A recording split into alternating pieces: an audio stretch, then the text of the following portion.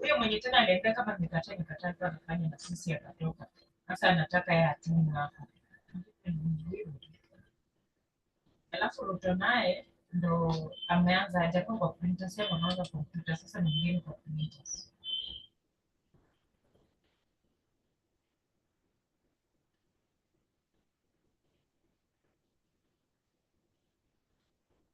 Sasa tufanye aje ni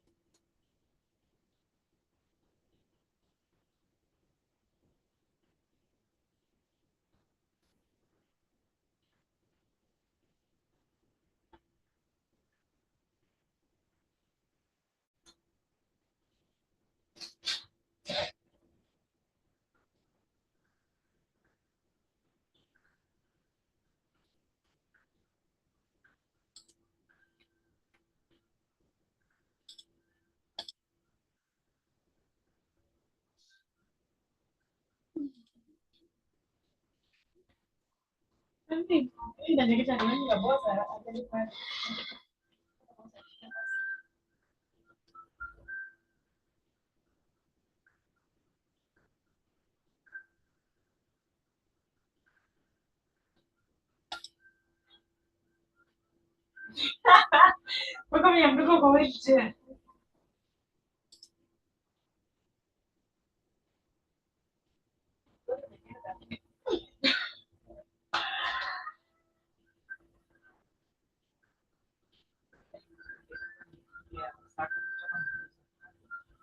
Wanarudisha nini?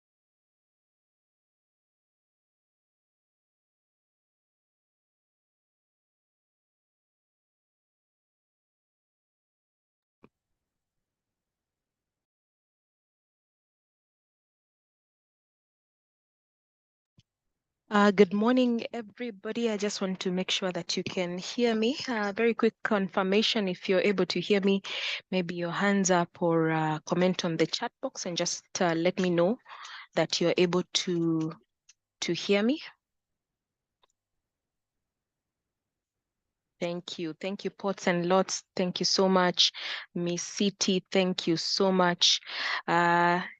Thank you, thank you, thank you for the good confirmation. Indeed, you're able to hear me. I just want to reiterate the fact that we have a very good session today. We have a very able panelist that will be joining us shortly. Wamboi, thank you so much. I see your hands. Thank you. Thank you for joining us. Sheila Bungei, thank you very much. We want to give very few minutes. Thank you, Sheila. We want to give very few minutes to our friends. Francis Mulama, I see you. Thank you. Thank you, Francis. I want us to give very few minutes to our colleagues and friends to join in. Please share out the link to them so that they are able to follow with us even as we start our sensitization. I want to also comment on the fact that we are streaming live on KRA TV. That means even after the presentation, you should be able to find the content of the training right there. So really no need to record the session because it will be live on KRA TV. I'll be sharing the link here with you shortly. And I'd want to ask as many of us as are able to share out this link to do so that we can have many more people joining in today's sensitization. Even as we begin, I want to very kindly ask for some bit of time. Albert Mbagaya, I see you. Thank you so much, Albert. I want to ask for very short time to allow other members to join in. It is now 2 minutes past 11. We give them a few minutes. By exactly 10 past 11, we will kickstart the session and then we'll be good to go. So then I want to ask members who are joining us for this session, please do not turn on your videos. Let us give that to our panelists, and so that we can be able to focus on the screen, we are going to be doing a practical demonstration of how to generate the eTIMS invoice through the eTIMS software. So it is going to be a very practical session. Prepare your questions as well. What I'd like you to do in the meantime is please comment on the chat section and tell me which part of the country you are joining us from, or even the world. The last time we had people joining us from as far as we had South Africa, you had United Emirates, we had Rwanda, and other parts of the world. So today, please comment and tell me which parts of the country you're joining us from, and then we will pick up at 10 minutes past 11 sharp. Thank you so much.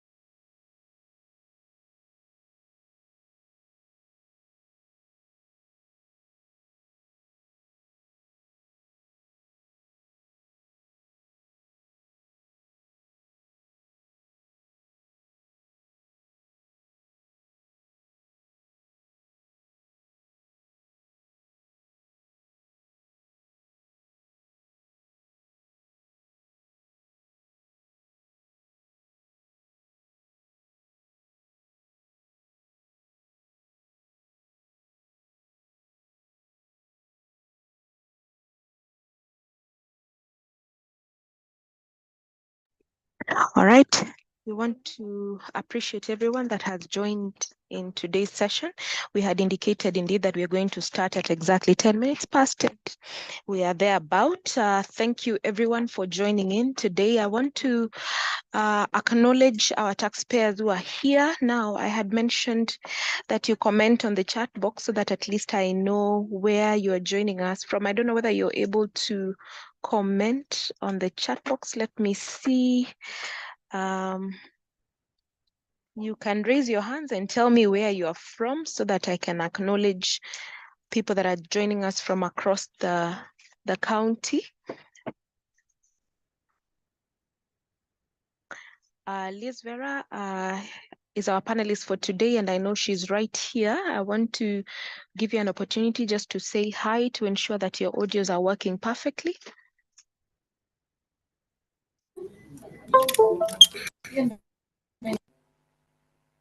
Yes, hello. Good morning. Liz Vera, good morning.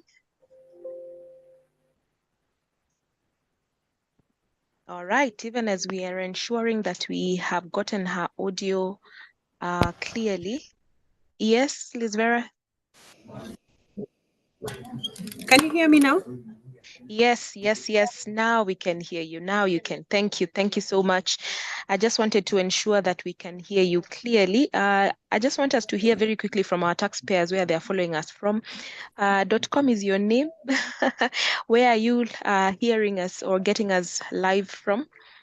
You have an opportunity to actually unmute and tell us. And if you're able to post it on the chat box, I will appreciate it. Let us know where you're joining us from.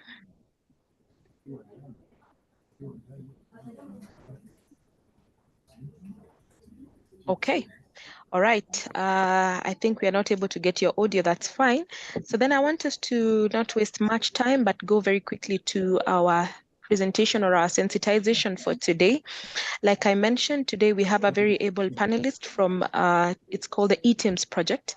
Her name is Liz Vera. Don't worry, .com. I'll be giving you an opportunity again to unmute and talk to us. We are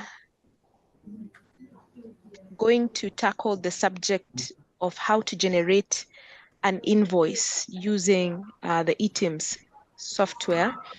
And Liz Vera, you should be able to share your screen. Yes, Brenda. So just give me a second. I'll be sharing. Let me know once you can be able to see my screen from your No side. problem. No problem. Okay. Even as we continue to join, I appreciate all our taxpayers that are joining. I want to kindly ask, thank you, Liz Vera. I want to very kindly ask that we do not open our videos so that we are able to focus on the presentation. Liz Vera, I'll give you an opportunity to give your opening remarks and get us and start. Yeah. All right. Thank you, Brenda. So, my name is Liz, as Brenda has said, and today we are going to make it a little bit different. Of course, the request is from Brenda, which I think she gets from the feedback of the taxpayers. So, we want to make it as practical, relatable, and then I hope it's going to be very interactive because we want to get your experience because we have realized over time that it's never what we have, but we also value your input so that we can also improve on our processes so that we can facilitate trade. So for today, I'm assuming, or my assumption is that most of our taxpayers in this meeting have already onboarded eTIMS. And of course, with the public notice that went out that we are going to onboard even the non-VAT registered taxpayers, which I'm sure Brenda will create more time so that we can come back and delve into it deeper and highlight who we are talking about and in what areas. So for today, the main focus is on the generation of invoices for VAT and non-VAT, but on the other process, we'll create a separate session for it. So Brenda, I don't know if it's okay if I can begin, or you wanted to say something before we begin? No. The floor is all yours. Let's get started. I think our taxpayers are very keen to learn about how to generate the invoice. Please go ahead. All right. So when you onboard eTIMS with the various solutions, the interfaces are likely to be similar except for the online option, which is only applicable for the taxpayers who are in the service industries. So for the people who generate invoices and sell goods and services, you're likely to be onboarded on the e-client options. That could be on your phone, on your tablet, on your laptop, or on your desktop. And the interface that we are showing today is similar across. Brenda, there's a little bit of noise. Maybe you want to mute the rest of the participants. Unless we should just proceed. Thank you. Let me just check because the only people who have rights in terms of accessing the audio should be you and me only. All right. And I see that there is no other audio that is Okay. on. I don't know All how right. your background is, Lisbera. Oh, that's okay. Then we can proceed. I'm just making sure that everyone is comfortable and there's no background noise. Thank you. I can give you an assurance that everyone has been muted, save for yourself and myself. Okay. So, Brenda, so that means we are going to take questions at the end of the meeting. Yes, we'll take them at the end, although if there should be anyone who would want a clarification at a given point, because I believe you're going step by step, then we can Yes. take it at that point just to give them clarity. Yeah. All right. We want Yeah, it to that be would as be. interactive as possible because the Yes. objective at the end of this session is to ensure that they are comfortable in terms of generating an invoice. All right, that would be Yes. perfect because I'm looking at it like if I'm at a place where a taxpayer has a difficulty or they'd like me to do that step twice, then they can be able to raise the same concern with you, and then you'll be able to notify me maybe to go back or to do it again, whichever step. That is very much in order. Thank you. That's what we will do. Thanks, Brenda. So we'll proceed. So at the page on your screen, you will see it at the point of onboarding eTIMS. We know the process of onboarding where you fill in the commitment form, you upload it, and then it is approved. So once the approval has been made, the taxpayer then will go to the KRA website and download the eTIMS software solution. And then once they initialize, then this is how the page looks like. So once you log in, I have already logged in. There are two options on your screen. You can see the management module and you can see the grocery store. This is the one I selected. So there are various templates that can show here depending on which option you chose while you are initializing. So it can be a general store, it can be a grocery store, it can be a pharmacy. So whichever option you choose, that is what will appear here. And I'm trying to demonstrate where my mouse is. So we will then go to, on my screen again, you can see a place written receive. This is where you receive all the current rates and everything. And then this button written send, we used to use it initially when we did not enable the automatic transmission of our invoices. But currently, once you log in and you have internet, then all the invoices will be triggered to be sent on our side. So this is a test environment. I loaded a pin for a taxpayer, that is ourselves, and then so we are going to use that same taxpayer so that we can be able to show how this is supposed to happen on your side. So once you begin after initialization, then you click on the management module. It will ask you to put your user ID and your password. So just to clarify here is that the user ID, the first time you're logging in, you will get a user ID on your mobile phone. The user ID by default is 999, is 5 times, and a password is issued to you. But once you log in with that user ID, then you will be required to create a new user. So I have logged in with the user that we have created, and this is how the interface looks like. So on my far right, you will be able to see your modules, and then in the middle, you can be able to see if you had any sales waiting approval, any purchases that had been sent, or you have any imports that were declared under your PIN that you should be able to receive. Then on the far right corner is the logout So when you click on the environment, this is where you are able to change your password, and you're also able to change your printer settings. So on the user, this just shows you the other way that you can also create other users. So I will just demonstrate by putting another user, assuming that in my business, I have like a manager, an administrator, a salesperson. So I want to give different roles to different users. So, for example, Brenda is my manager and Liz is the admin. There are some rights that are only privileged to a manager and not an admin, in the other way around. So, I will just show you in a very quick way of how to create a user. So, our user is, I'll put the user ID.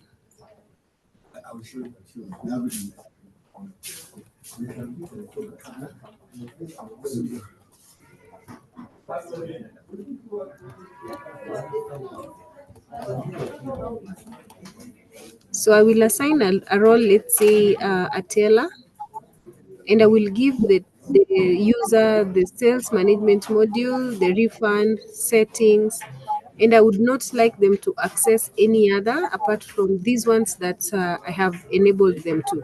So then I will save, so that that is a user created within our system. So you can see that the user was successfully created. Then we go back the same place where we were. You can also change your password. So you can put your current password and put your new password.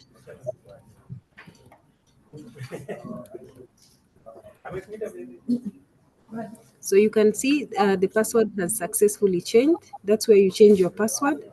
And then on the same place, when you go there are system settings, and it is okay to understand that you can also be able to edit your email here. You can be able to edit your email address here.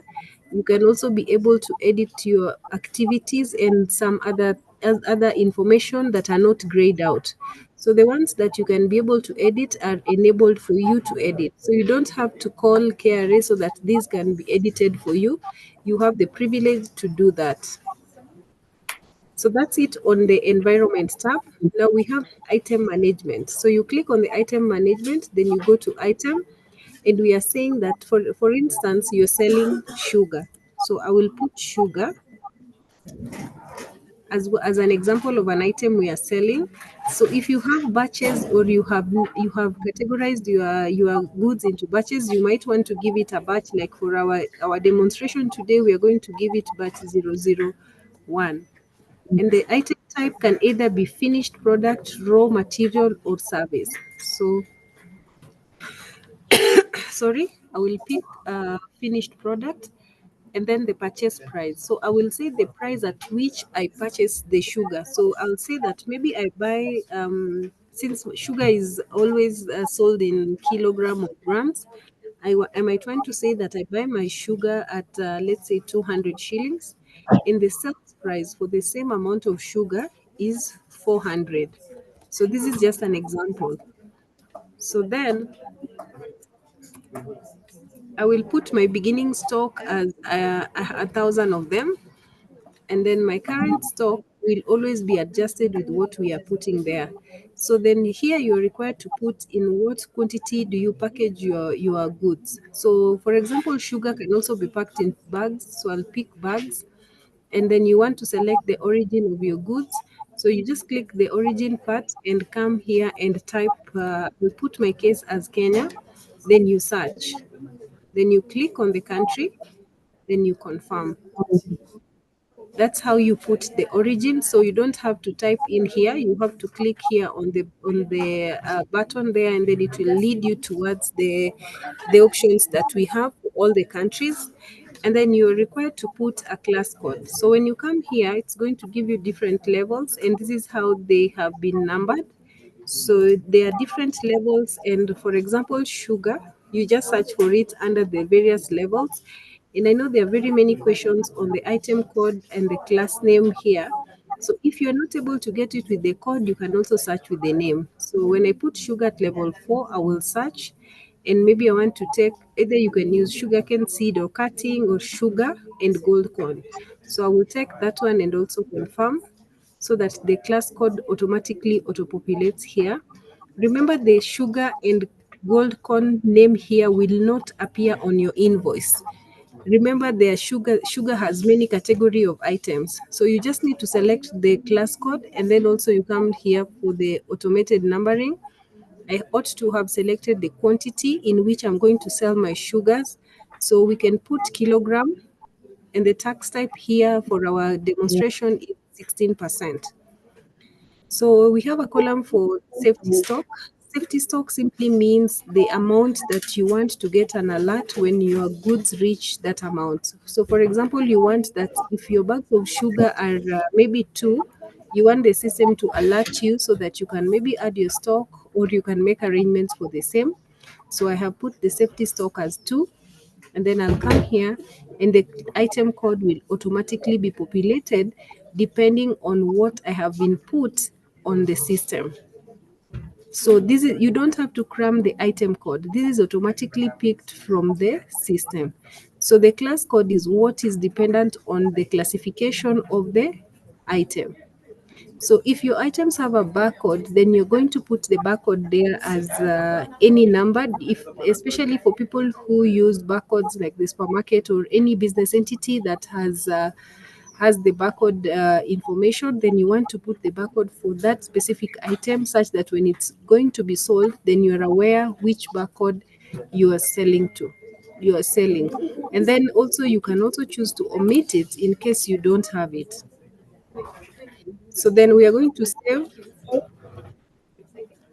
our item. So you can see we have successfully saved our item. So it is as simple as that. So then you just need to close, and then you come to the customer management module. So when you go to the customer management module, there are 2 options. So the first one is the customer or the insurer. So this is only applicable for taxpayers in the health sector. So this one, we go to the customer, and then we are required to identify if the customer is an individual or an individual. So for our case of demonstration, we're going to pick an individual, and it will ask you to input the PIN, though even if you put a phone number, it's going to pick it.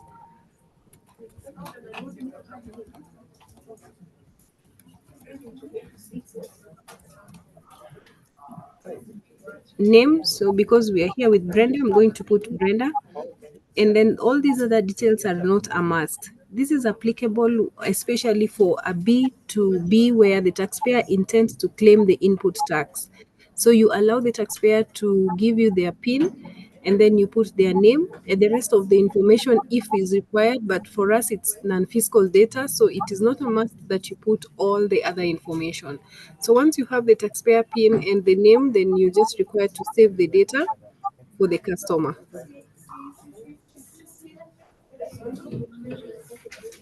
So now we want to go to the sales management module. This is the sales management module where you're going to raise an invoice. So we have already registered the item. We have input our customer's name. Then now you're going to you're going to generate an invoice. So before even we generate an invoice, I'll elaborate on a few icons on this page so that you might understand. So we have the export VAT, export, close, search, Z report, sales report, new, details, modify, and delete. So all these will be applicable to you depending on what you will be doing. We are also cognizant of the fact that some taxpayers have many items and they cannot be inputting one by one. So we have made a provision for them to export the Excel and then finally import. So if you have your list of items already on an Excel, then you can be able to export our Excel. I've just clicked on it, and the Excel has been downloaded. So then you'll be required to input your details on it. I'm coming. You'll be required to input your details of the Excel, and then you'll be able to upload it once you have input the details. So then we don't require you to input your details one by one. So the next button there is search, where you all know how to search. Then now you have the Z report and the sales report, which will be able to generate and see what they have. So we'll go straight to generating an invoice. You click on new. So once you click on new, remember we had already registered the item and the customer.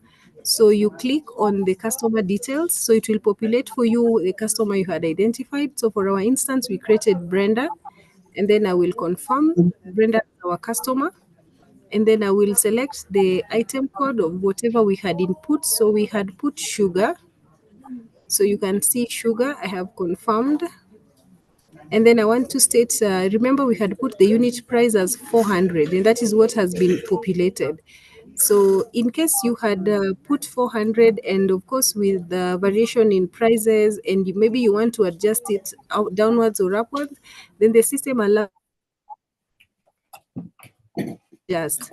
So since we had already selected 400, we leave it at 400, and we want to sell to Brenda a quantity of 5. So the system automatically calculates and gives you the VAT for the 5 portion, which is 5 times quantity times the unit price is 2,000. And in any case, you're going to give Brenda a discount. Let's say you're giving Brenda a discount of 10%. You're going to put the 10% there. And then when you give a 10%, you can see that the total price has shifted from the amount that was, and it has given a discount of 200, and the total price now is 1,800. So that's how you generate a tax invoice. So then you're just supposed to confirm the sales, and then you save, and that's how you have already given Brenda the invoice. So the next process is to approve that invoice. So you can see the invoice I gave Brenda is here, and it still doesn't have a release date, neither does it have a credit note date because it has not been approved. So you click on it, and the same auto populates down here. You'll just follow through where my cursor is. I'll try to make it as mobile as possible. So you'll go here, and then you'll click on it, and then go to details, and the page shows you if you want to approve the invoice, you want to cancel it, you want to generate a credit note, or you want to before you generate a credit note, you have to do a requisition of the same. You request it. So I'll just approve, and then the next phase, it will require you to either determine if the taxpayer is going to pay you with cash, credit, or part of it is cash and credit, or other ways, bank check, debit and credit card, mobile money, bank slip. So it is cash. I'll just select cash for the purpose of our demonstration, and then I will have my receipt here. So my receipt has been generated successfully. That is how you generate a valid tax invoice from eTIMS. So you can see when you go back to the sales management module, there is a date that the invoice was generated. So now when you go back here, you can see the invoice has been generated today at 11:35, 57. So then the other question, I'll just go ahead and generate another invoice for the purpose of this demo. So you just go to new, and then you go ahead and select the customer. We'll just do the same thing for Brenda. Then you confirm, and then you go to again the class code. We'll just sell sugar because that is what we have in our system. And then now we can sell to Brenda again 2 kilograms of sugar, and that's it. So if we are going to give Brenda a discount of 50%, you can see that Brenda is only going to pay 400. So we will confirm and save it. So we have 2 invoices here. One is already approved. You can see the status, and the other one is waiting approval. So I will go ahead and approve this other invoice. We'll just select, maybe you want to pay by credit. Remember how you pay is not very important to us because the tax point here is at the point when a tax invoice is generated. So I'll create the last invoice. I want to have the invoice displayed so that you're able to see. So I will just go ahead again and generate another invoice, the same procedure that we have been doing. I'll click on the same product that we have been selling. This time I might want to sell Brenda 1 without any discount. So I'll confirm. I will confirm and save. Then I'll come here and then I'll approve it.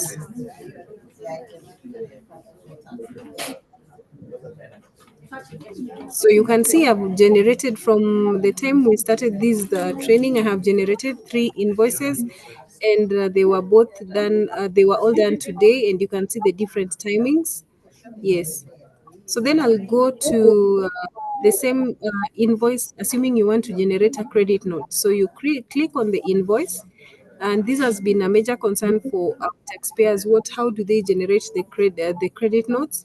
So you click on the same invoice that you want to generate a credit note, and then you go to the details, and you can see here you don't even have to cram which button to click, because I'm not sure if it's visible from your end, but they are grayed out. Some are grayed out, some are not. So for an invoice that had already been approved, you cannot approve it again. Neither can you cancel it. So you can only request for a credit note. So you cancel request so that the invoice can be opened, so that you can be able to generate a credit note. So what happens is that once you request for it, then now you go back.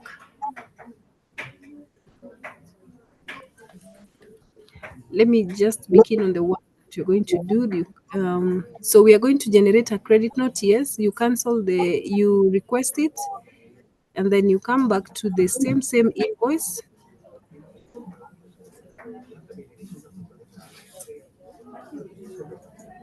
and then you create a credit note. So you can also reverse the credit notes in terms of the quantity or the amount that you are selling. So for instance, in our case, I can say that if the sale quantity was 1, then we want to reverse to 0. So I hope you can see it was 1, but I'm putting it where my cursor is, I'm putting it to 0. So that is the reversal that we are going to make.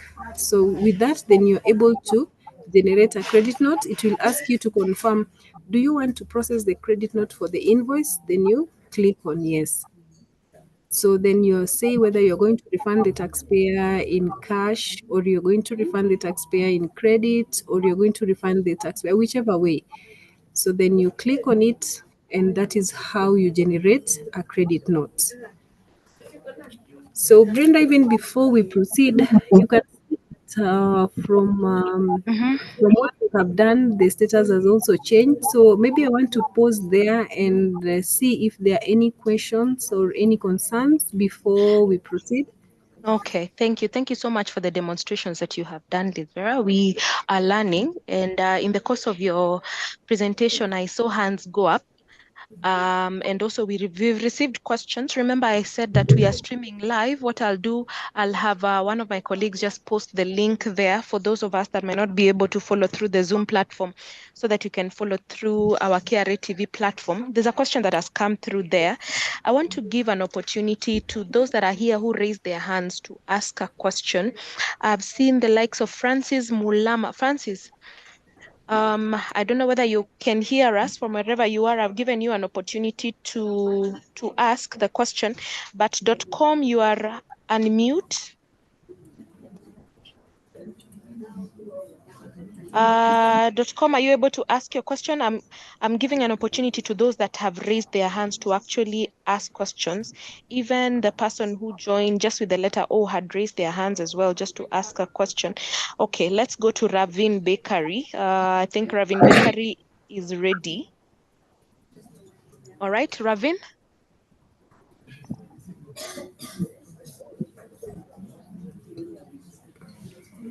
I see that you are on mute. You can ask your question.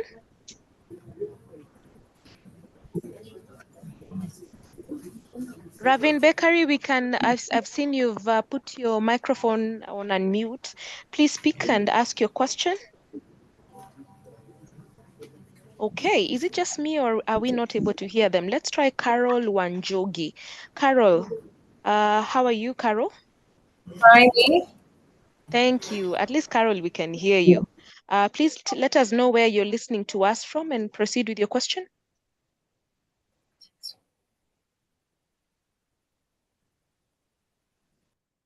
Carol?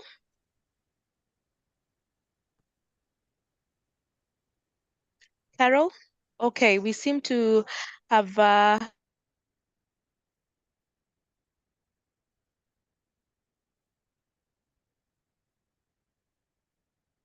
all right, I'm sorry about that. I think we seem to have lost Carol Wanjugi. Let's try. Okay, let us take a question that has come through our KRA TV platform. Liz, there's a question here by a taxpayer. He's asking, and he's actually following keenly. He's asking, please demonstrate how to generate an invoice for those that are dealing with exempt goods. How do you? Well, you can demonstrate two types. He says one that those are dealing with exempt goods, and then two for those taxpayers, like diplomats, for example. I think he's talking about taxpayers who are normally not charged VAT because of their status. Yes, Is that? Brenda, if I had, yes, Brenda, can you hear me? Yes, yes, loud and clear. I can hear you loud and clear. Let's start with that question and then we will pick on with the rest. Okay, so the taxpayer wants to know how to raise invoices for that type of industry where taxpayers do not pay the VAT, especially the diplomats. And for eTIMS, what I'd say is that whenever you're going to, I don't know, what screen can you see from your side, Brenda? It is the initial screen. It's just showing waiting for approval, and then it has a timer. It shows sales, purchases, imports, and then on the left we have the eTIMS 1.0. Now we've gone to sales management. All right. So let's say that you wanted to sell. We'll just go and do it again. So if you want to sell to that kind of a category of taxpayers, remember with what happened with teams is that there were specific item codes identifying that kind of a transaction.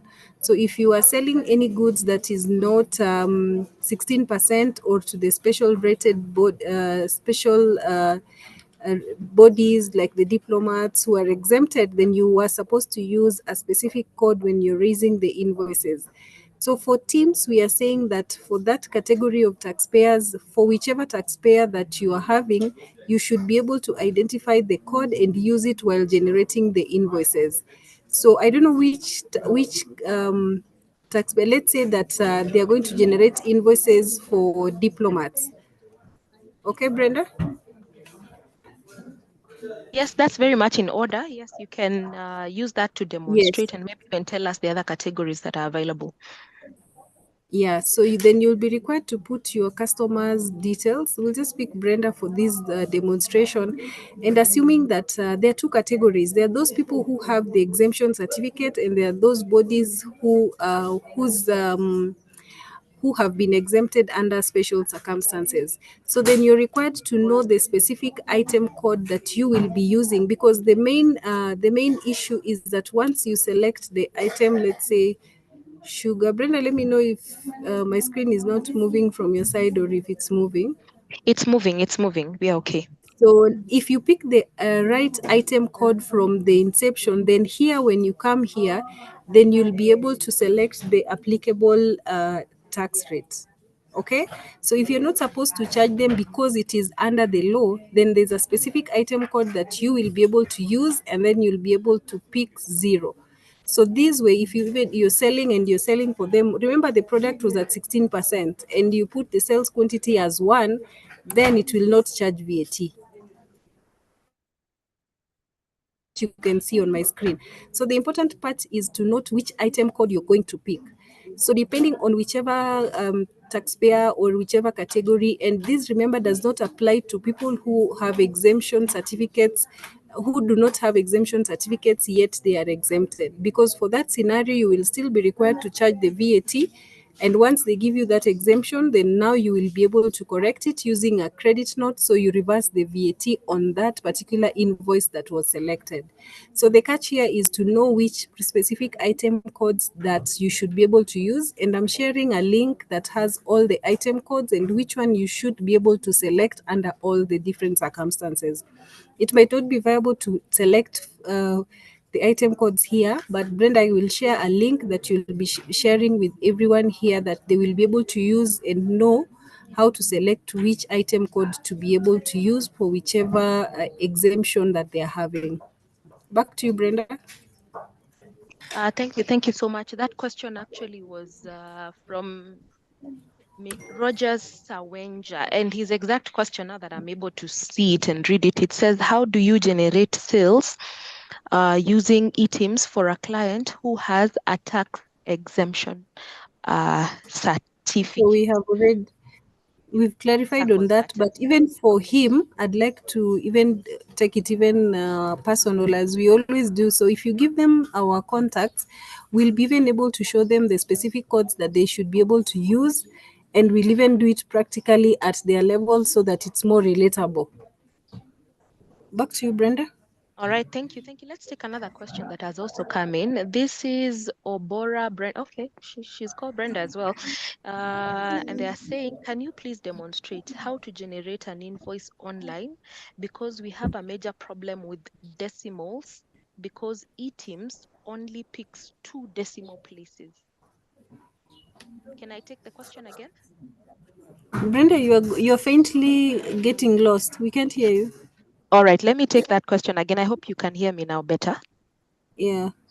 Brenda Obora is the asker of the question. She says, can you please demonstrate how to generate an invoice online? Because we have a major problem with decimals. That is because eTIMS only picks 2 decimal places. So the reason why we did not do the online demonstration, Brenda has had advised, is because of the stability of our test environment. But I believe we can, Brenda will find a way in which she'll be able to schedule a session so that we do also the invoice generation from. Lizvera, But what the taxpayer is really trying to highlight here is that, yes, sorry, can you hear me now? we lost you at some point, but you're back. Oh, sorry for that. So what I'm saying is that we were not able to do a demonstration for the online eTIMS invoice generation because of issues that had already been brought to Brenda's attention. But what we are saying is that for the taxpayer, their real point is that they're saying they cannot be able to generate invoices that have decimal places beyond 2 decimal places. Is that so, Brenda? Yes. I In think the terms challenge of here the is the decimal places. Yeah, so yes, I know the repercussion of that because for decimal places for some industries really mean a lot. So maybe you want to allow us to look into it and then we'll be able to get back to the taxpayer, Brenda. .com, I know that's you. Please inbox me your telephone number so that we can be able to get in touch with you after the sensitization. Now, even as we were talking, I saw more hands go up, and I just want to give them an opportunity to actually ask their question. We have the likes of Pascal Mulwa, and also I have Pamela Morioki here. So between the two of you, who is ready to go first? Let me see. Brenda, Pamela is ready. Yes? maybe even before, sorry for the interruption, you can see on my screen for the client we have up to 4 decimal place. Yes, I So we'll see. be able to see. I hope you can be able to see. So for the unit price, you can put up to 4 decimal place. For the quantity, and again, the taxpayer highlighted for online. So we'll have to come back for a demonstration and see what happens for the online because for the client, we can be able to see that we have up to 4 decimal places. All right, thank you so much. I know we had planned to do a demonstration for the online, just as Lizvera has mentioned. For that, we normally depend on uh, what we call a test environment that is dependent on so many factors. So the last time we tried to use it, it was not very stable, but we have plans to actually do it again.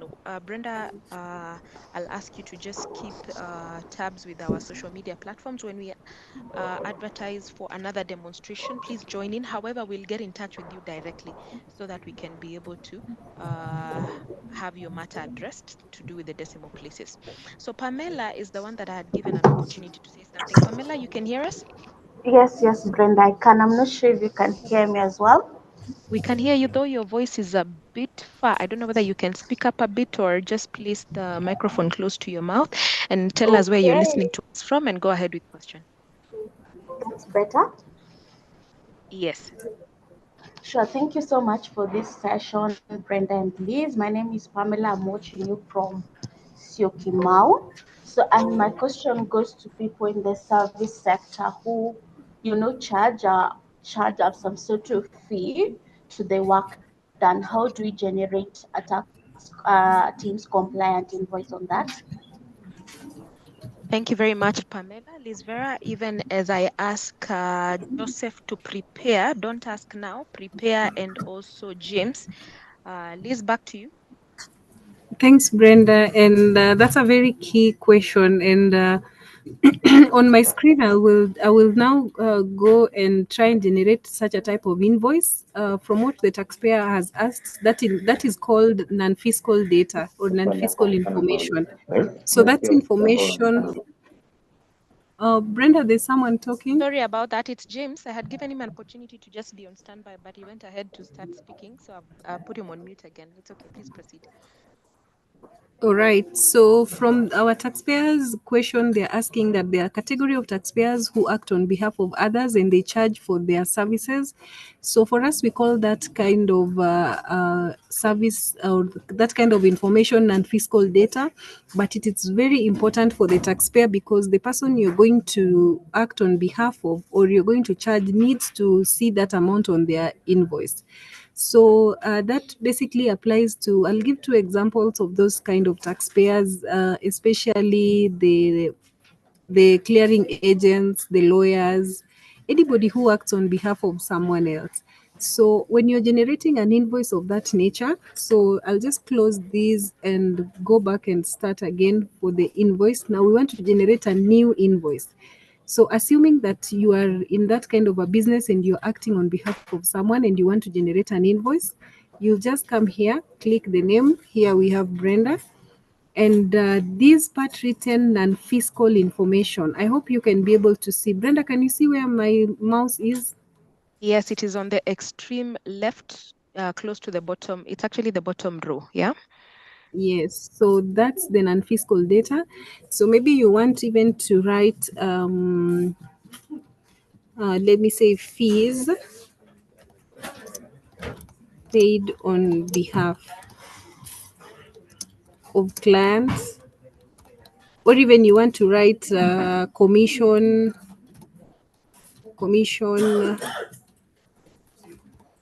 or whichever name you want to give it. So that is the place where you are required to enter the non-fiscal information. So then this information will be important for you and the person who you're going to give this tax invoice. However, it will not form as part of the fiscal data that is required for us. So you might want to pay, like let's say the clearing agents are paying some amounts that the person they're acting on behalf will refund them. So that is a transaction between you and them, and that is not for part of the fiscal data that we need. The only part that is important for us, especially for people who are acting on behalf of others, that is vatable, is the commission that you are charging them. So for whichever service you are doing and whatever fee you are going to charge them for acting on their behalf, that is what is subject to VAT. So that is where you put part of the non-fiscal data that is not fiscal, that is not tax related, but it's still important to you or to the person that you're going to give a tax invoice. But maybe I'd like the taxpayer to be unmuted so that they can tell us if this caters for what they wanted or it does not. So Brenda, maybe just go back to the same taxpayer. Okay, Pamela is here. Pamela, Yes, I'm here. does that answer your Yes. question or do you need more clarity? No, that's okay. So what you're trying to tell me, Liz, is what I charge. Like if I charge at 2%, so and that is what I remit my tax on is what is interested in this invoice, right? Yes, that is the part that is vatable. But for anything you pay on behalf of your client, you can put it on this invoice as part of non-fiscal data, so it will not be computed as what is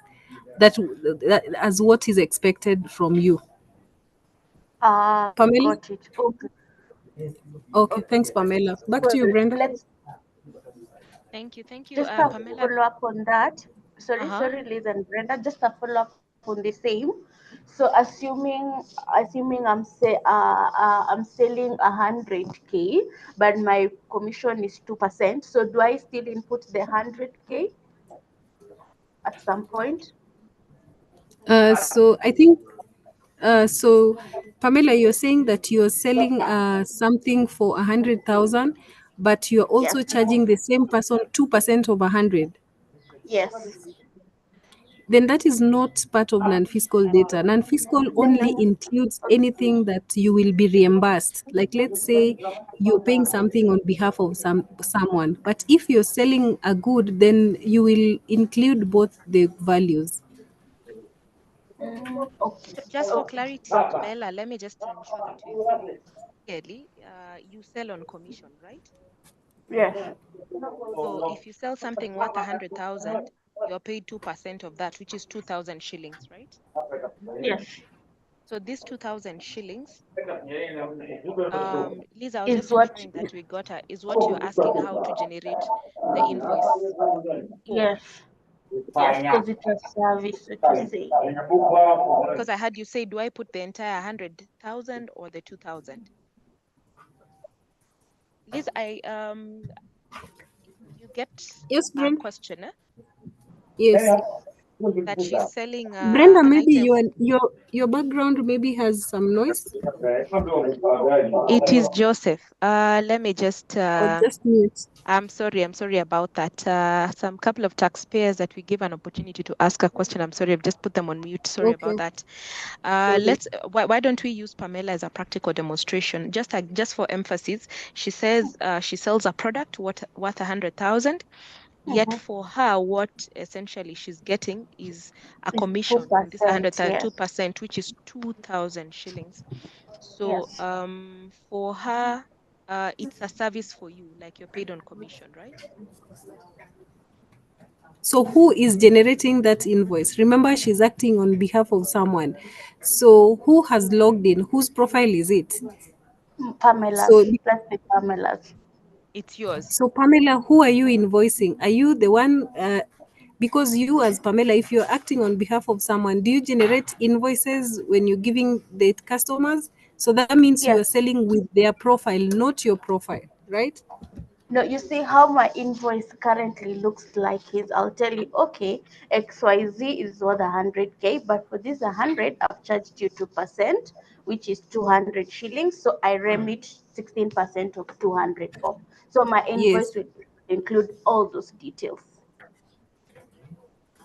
Yeah, so from what you're saying is that from you, Brenda, what you want the taxpayer to, sorry, you want the person you're selling on behalf to know even the amount that the good was worth, right? Yes, yes. So the good was worth 200, let's say 200 shillings, but your commission on the 200 shillings is 2%. Mm. So who is going to pay the 200 shillings? It's this client, it's let's say Brenda in this case, who I'm sending the invoice to. Right. But when I you're think selling, when you're giving the invoice to your client, do they get the 2% that you're supposed to be paid? Say it again. When When you're generating the invoice so that the client can pay you, you and pay don't me, input the 2%, right? I do input it. Yeah, then you have to change how you're doing it, because who are you? You can't issue your client with an invoice of 200 shillings and put your commission on it. The client should only be able to see the value of the product they are selling, that you're selling to them, not the amount inclusive of commission. Or how does it go? So how do I Maybe request for them to pay me? I think what we oh can do, Pamela, We Yes, can I take think we this can move this conversation off the offline. session. Yes, Yes, let's move it yes. offline so that we can get to, there's some things that are not very clear in terms of your example. I'm sure we shall be able to get it clearly. So Pamela, please inbox me your contacts as well so that we can be able to assist you clearly. I want us to move very quickly and hear also from some taxpayers that I had given an opportunity to ask the question. In order of those that raise their hands first, Ravin Bakery, are you able to unmute? I will ask it just twice. Rabin Bakery. All right. Pascal Mulua, your hand went up early enough, and I have given you the right to actually unmute. Are you able to speak? Yes, Pascal, I've seen you are on unmute. Say something. Okay, then I take it you're having challenges with your audio device. Maybe you can type your question, Pascal and Ravin. Also, you can type on our KRA YouTube page. We can be able to get your questions there. All right, let's move on. I have James here who has also raised his hand.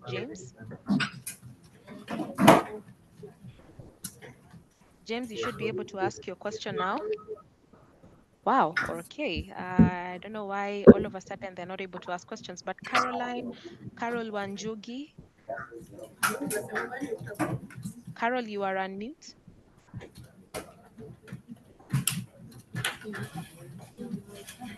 Kelvin?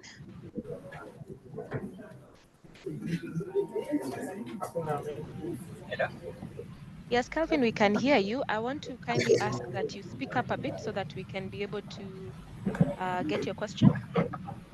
Okay, so let's say Your voice is a bit far. Where are you listening to us from, and what's your question? so I'm listening from Nairobi. So let's Yes. say I am a freelancer, let's say offering consultancy services, and I want to request my client to pay me. How am I going to generate invoice from this eTIMS? So what you offer is a service. Yes, but I'm not VAT registered.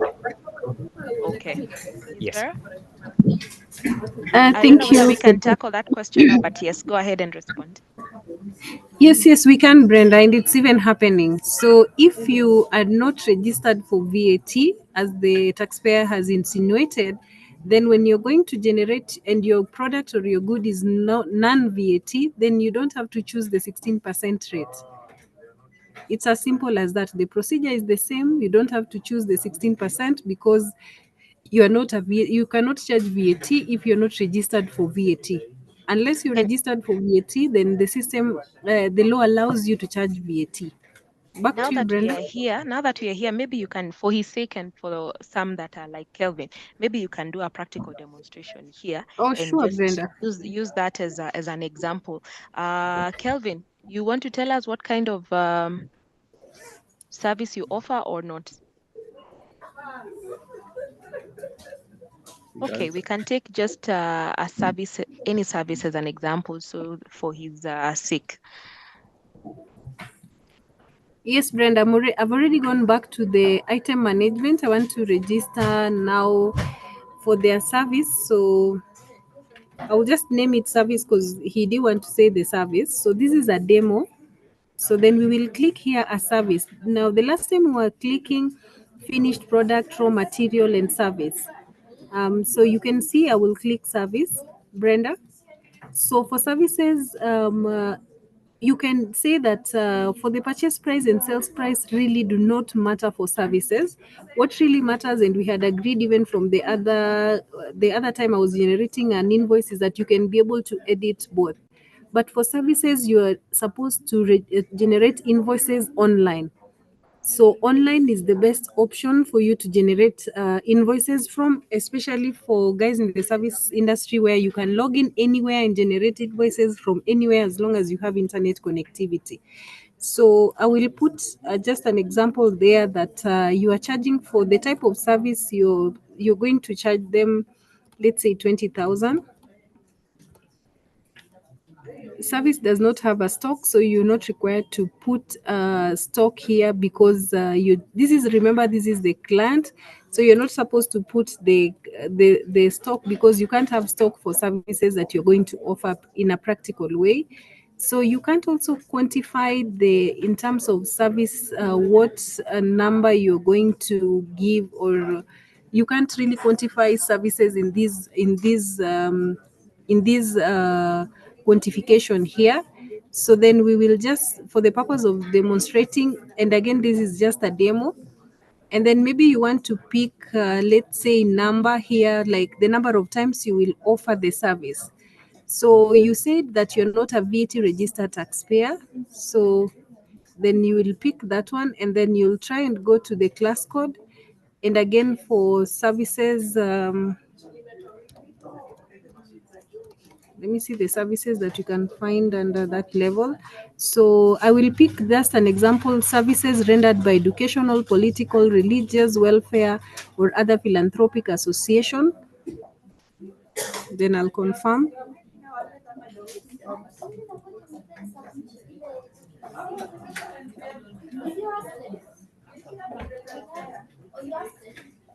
So the origin, we'll just put again Kenya.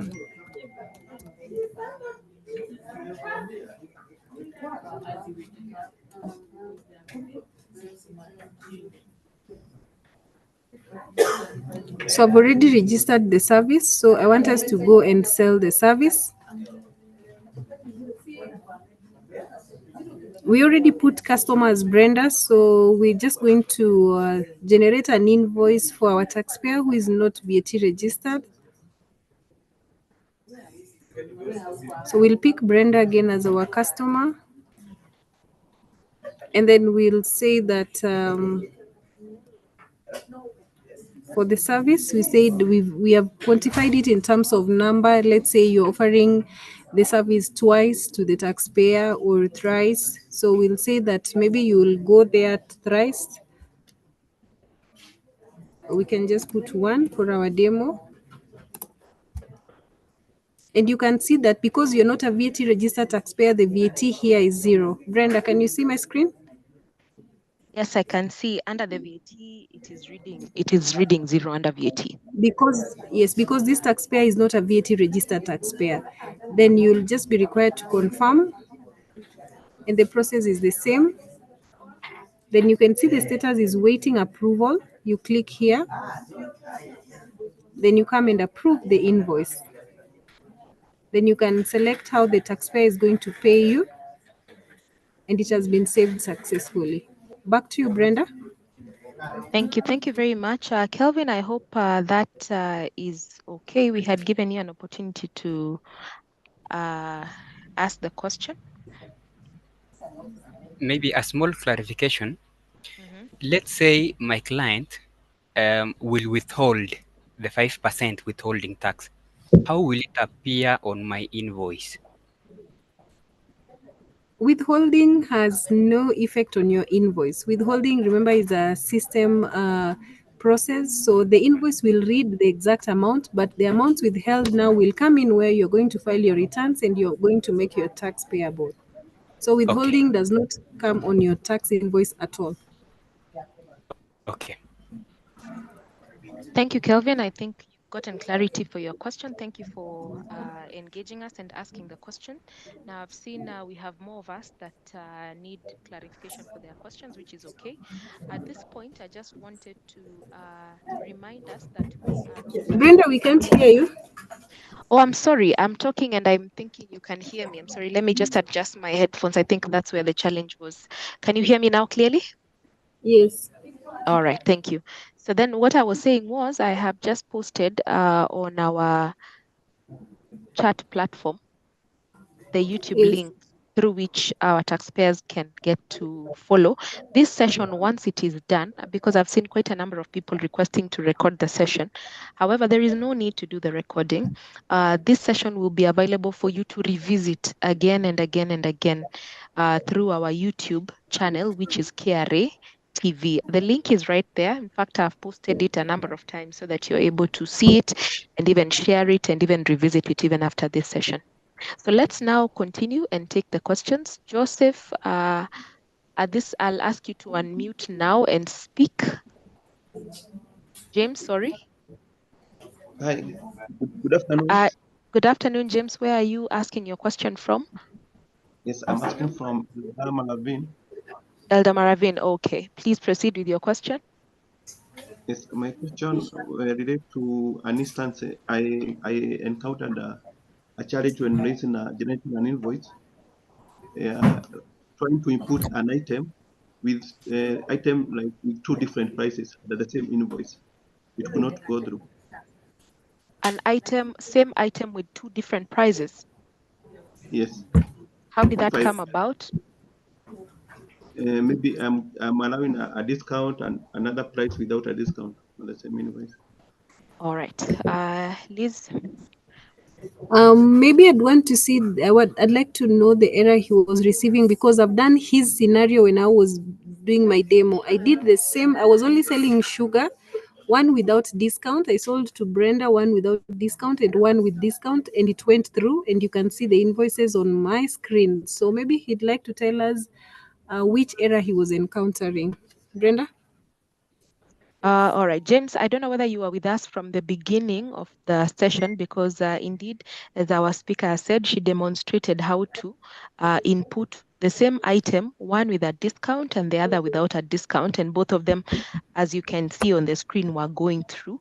Do you have a specific error that you are getting, or you would want to revisit the video maybe after the session? James?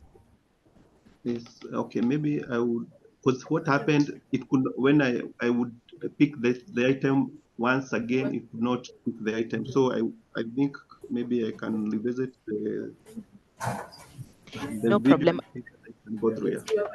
Yes, please revisit the video. And then should you encounter any challenge after that, because I think it was done in a very step-by-step manner, if you do it the exact same way, and if you have a challenge, then please feel free to contact us. We will give our contact details after the session. Is that okay, James? Yes, that's okay. Thank you. Thank you so much for following us from Elder Maravin. That was James for you. I want to take another question from Joseph. Joseph, I hope you're able to ask your question now. Joseph? Thank you very much, Brenda.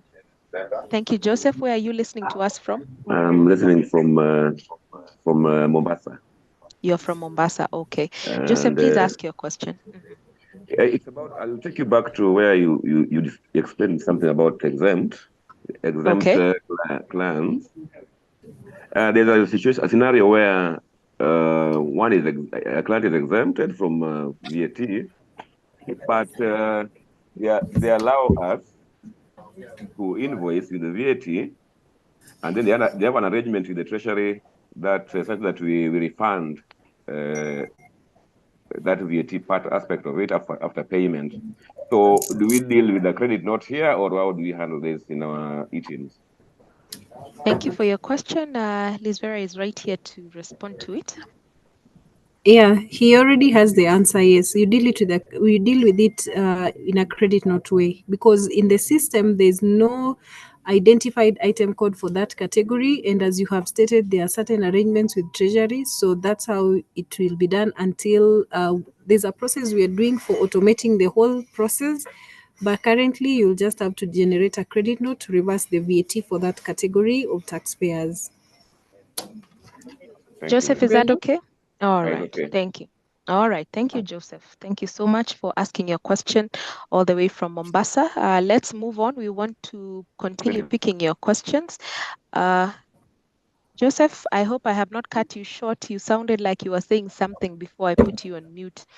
Then let's move on swiftly. Let's go to now Stella Chelangat. Stella, now is your chance to, oh, I'm sorry. Yeah, let's do that again. Yes. Stella, karibu sana. Where are you joining us from?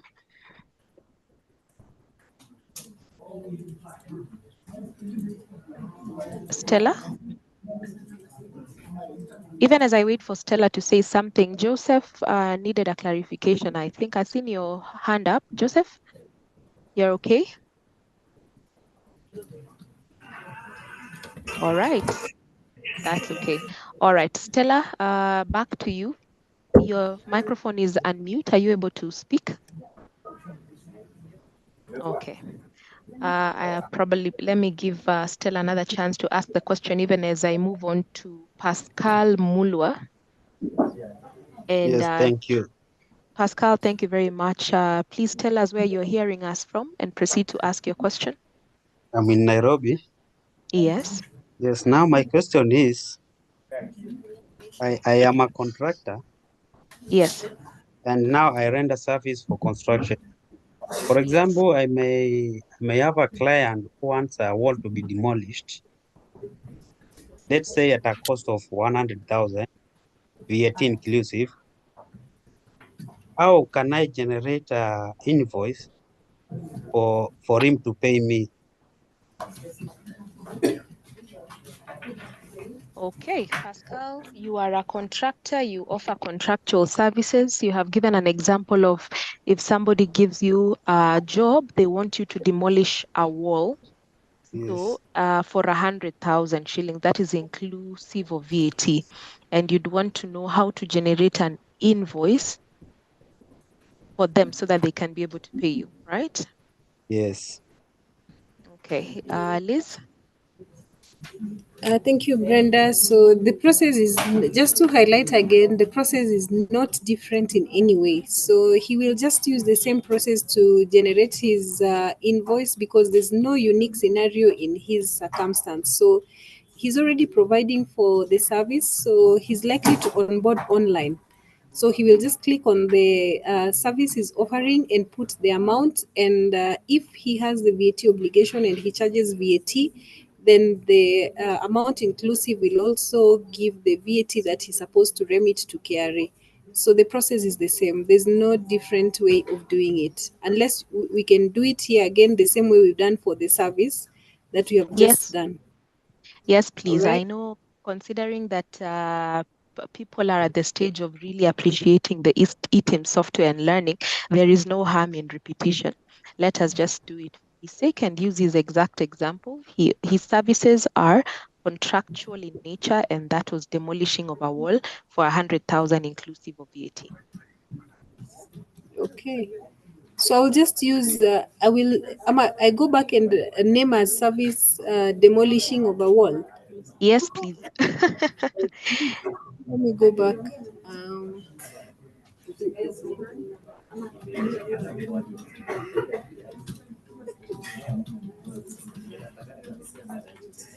so first he will register the item, assuming that this is his profile. And again, I'm saying that this we will not get the actual service that we are talking about, because services you're supposed to generate your invoices on the online portal. But this one is e-client, and I hope we appreciate that up to now. So maybe he said that he's demolishing a wall, right, Brenda? Yes, he's demolishing a wall. So I'll put demolishing a wall as the item name. So I'll pick it as service there.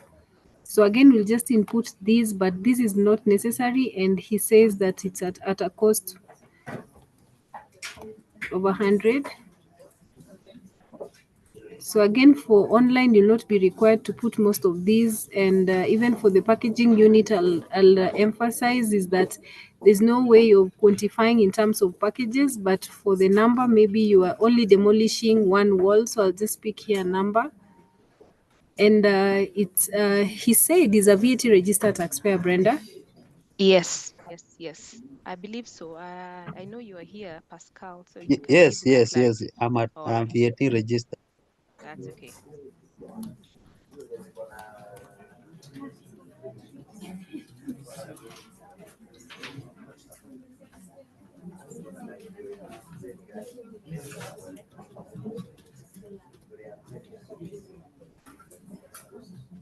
So I'll just put again the origin, Kenya, and then you search. So that one automatically auto-populates.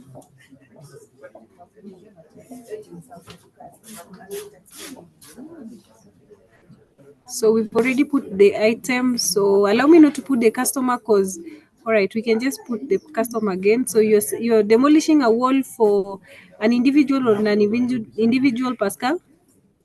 For individual. Thank you. Then they'll give you their PIN. I'll use your name, Pascal.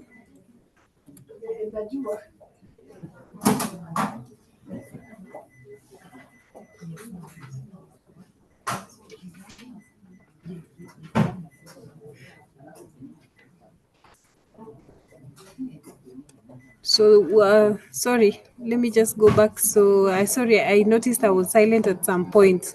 So, the customer, then here we had already put the customer's details. So, we are selling to Pascal. Then you confirm.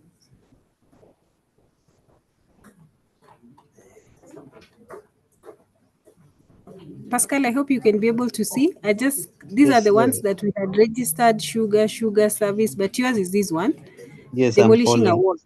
Yes.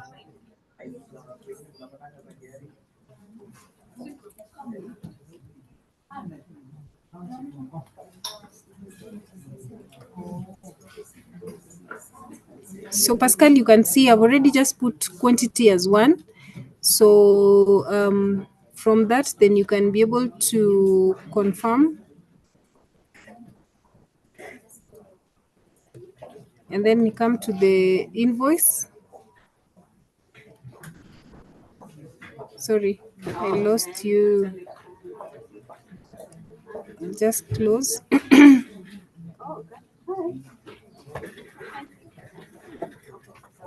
Then I will approve Pascal's invoice. And that's the process.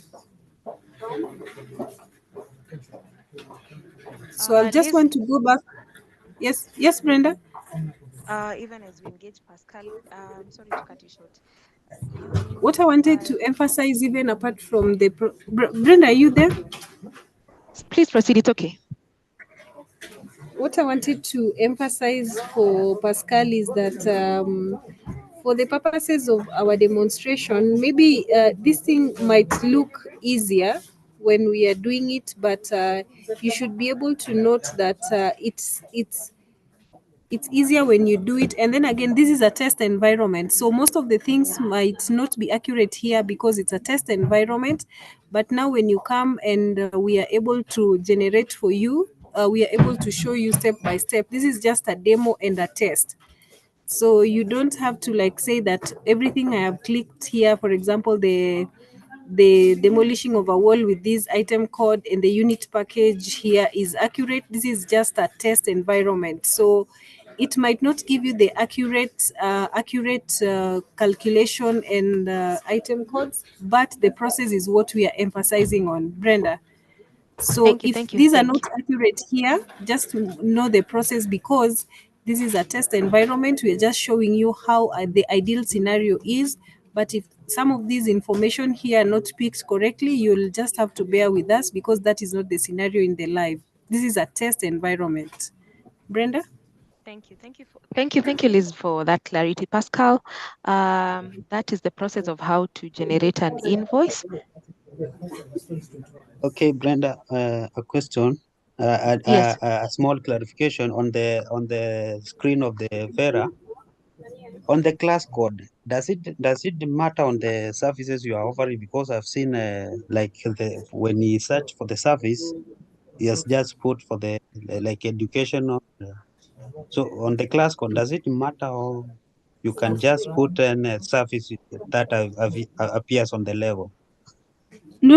You should actually try to get as close as possible. That's why I said for the demonstration, for I wouldn't get the actual class code, item code for demolishing a wall, because you'd not have it that specific for demolishing a wall. But I'm sure in your industry, is there a way you call that kind of a service?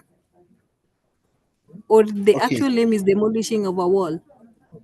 okay. The service is in the class of the building and construction, but Mm-hmm. now, or civil works. But now, when you go to the class code and you search for the civil works, you might not get that service or something close to that. What you can get when you put an item like, let's say, for example, a cement will come. When you put a cement, it will come. You will see the code. But now for a service like this one, now that's where now we have challenge. I don't know how you can help us. So Brenda, I don't know, can you see my screen where I am? Yes, we Yes. can see your screen. So you can see I'm at the United Nations Standard Products and Services Code, UNSPSC code. Not yet. I think you are still under item management. Perhaps what you Yes, might item want to management. do is switch the sharing the screen to share your switch from there. Okay, just give me a moment. I want to show the taxpayer how they will be able to identify the codes. Just No a problem. moment. I'm switching As it off.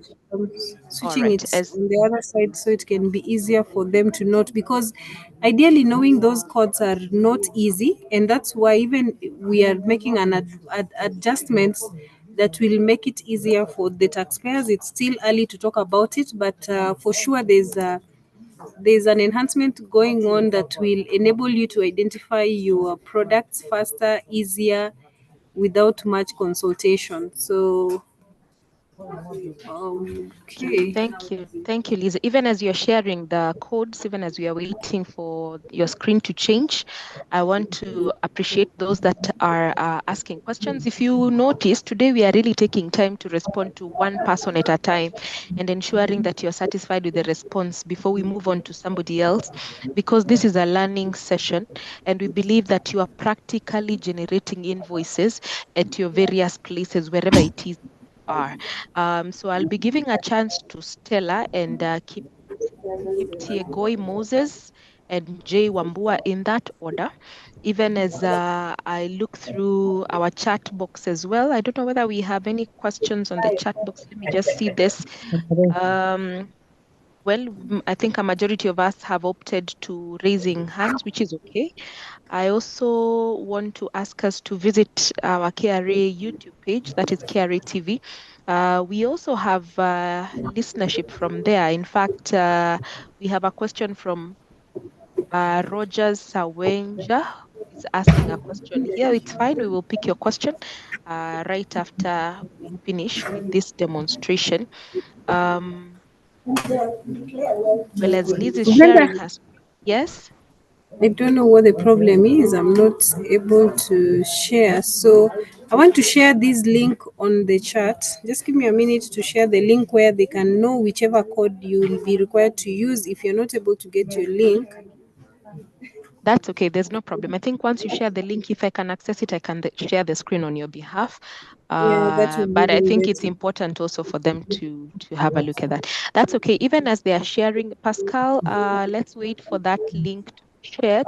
But even as you have heard, there is something that is currently underway to try and make it simpler for those that offer services to get the codes. Yes, thank you. Thank you. I think, Liz, you have already shared the link. I will be sharing my screen shortly. What exactly did you want with this link, Liz? To see the codes? If you click on the link and let's say, for example, Pascal, he's selling the service of demolishing a wall or in their construction unit and he does not know the correct item code, then they will just have to type the name of that service they're offering and then the code will be auto-populated for them. So Okay, you just okay. want to send it to maybe Pascal. If already everybody can see it, then that is where they will be able to determine their codes. Okay, I've shared my screen after clicking that link. This is how it looks like. So just put, even for example, just write wood as in W-O on the space on the search, Yes. and then it will give Aha. you. So you can see now you have wood pulp, wood, pine wood, whichever kind of wood that you're dealing with, and the code is there at as the prefix. Okay, this is very So useful. I think Pascal, who is here, Pascal, you had mentioned Yes. the product is, what was the product? What was the service? Okay, demolishing a wall. Apart from demolishing, there's something you had mentioned. Now now demolishing, it is in the class of it is in construction now. Construction. Yes. Brenda, maybe Okay. just type demolishing. We see if we can get anything. Okay, there's nothing on demolishing, but when we put on construction, there are quite a number under construction. Huh? I hope you Yes. can see And now, yes. construction. Now with this one, Brenda, Yes. it is, yeah, I think now what something near to what we are doing. Okay. But I this think one you. is very helpful. So I don't know whether you can this link here to our Email. email or yes. It's already here on your chat. Go to the chat box, just here. And then when you click on it, it will be saved in your device. Okay. Just here on the chat box. But we can make arrangements to share it out also on emails, but please just find it here on the chat box. That is the quickest way for now. Yeah. Thank you. Thank you very much, Pascal. I hope that's okay for you. I want to move on to the next person, even as we are winding up. Okay, thank you. I appreciate for your response. You are most welcome, Pascal. Thank you very much. There's a lady I wanted to give an opportunity. Stella, I don't know where you went. Your hand was up for quite some time, and I had put you on unmute. Stella, are you able to unmute your microphone? I did not want to skip you. Your hand was up for a long time. But even as we wait for you, Moses Kiptegoi. Moses, your chance is up now. You can actually speak. Hello, good afternoon. Good afternoon. How are you? I'm quite fine. Where are you listening to us from? And please proceed with your question. I'm calling from Baringo. Yes. And my question is about housing levy. Your question is on housing levy. Yes. Moses, perhaps before you ask your question. Yes. Because our session today is specific to answering questions on generating an invoice, what I will ask you to do is please inbox that question to me and your contacts, yeah? And then we'll be able to answer that question. Is that okay? Okay. Yes, because our panelist is specifically talking about generation of invoices using the eTIMS device. All right? All right. Thank you. Thank you. That was Moses all the way from Baringo. Thank you so much. Now we have Jay Wambua. Stella, if you're back up, I will give you an opportunity to ask the question. In fact, we had Wamboi. Wamboi, I know we've heard from a lot of gentlemen. I want to give a lady a chance to ask the question. Wamboi, this is your chance. Oh, I'm sorry, I might have put our panelist on mute. Liz Vera, I'm sorry, you can unmute yourself. Wamboi, yes. Good afternoon. Good afternoon to you, Wamboi. Where are you listening to us from and what's your question? I'm listening you from Nairobi. Yes. Okay, so my question is, for instance, it's a company dealing with services like service charge, a property management company that deals with service charge, only collection of service charge, which does not include VAT. So how do you generate the invoice for the service charge collection? And it's a multiple of clients, different amounts. Are you proceeding with the question or that's it? That's You've it. said different clients. Huh? Yes. All right. And different amounts. Different clients, different amounts. You're dealing with a collection of service charge because your company is a property management company. Yes. Okay. Liz Vera, I think you should be able to. Yes, Brenda. So if I heard her correctly, she's saying that they are dealing with services and they have multiple clients or customers. So for all your customers, remember there's a place you are selecting a customer's name. So you'll bill them separately because they are paying separately. So you'll bill your clients separately and the process is the same. There's no unique process for that kind of a service. Once you select the service, you select the correct tax rate, and you just proceed to generate the invoice the same way we have done the other invoices. Unless there is Okay. something you'd like us to know that you want to capture, Brenda? Yes. Yes, Wambui, what is there anything different or unique Yes. from yes? Yes, there's somewhere that Liz mentioned you can like export an Excel sheet. Aha, like importing a CSV file. Yes. Okay. All right. Liz, you want to Yes, respond to Brenda. that? So for the CSV file Act, for taxpayers who have multiple, that is the CSV file, sorry, was in the management module. I think I should share my screen one more time. Yes, please. That would be very helpful. Yeah, so let me just go back there.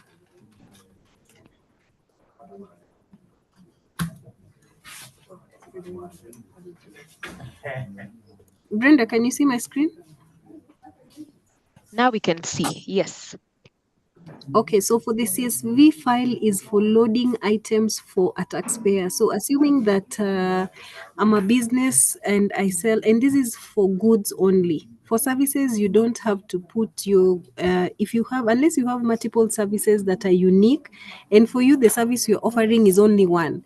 The only unique scenario there is that you're selling to multiple people, or you're offering the service to many people, many customers, but the service is one. So for you, I don't think it will be appropriate for you to export and import the Excel. Remember, the export and import simply means you export, you download our Excel, and then you create your items that you're going to sell from there. So for your case, I don't think you need to import or export any Excel, because you're going only to issue invoices to many taxpayers and the service is one. So if you are selling goods and there are many goods, then this export and import of the Excel function would apply to you.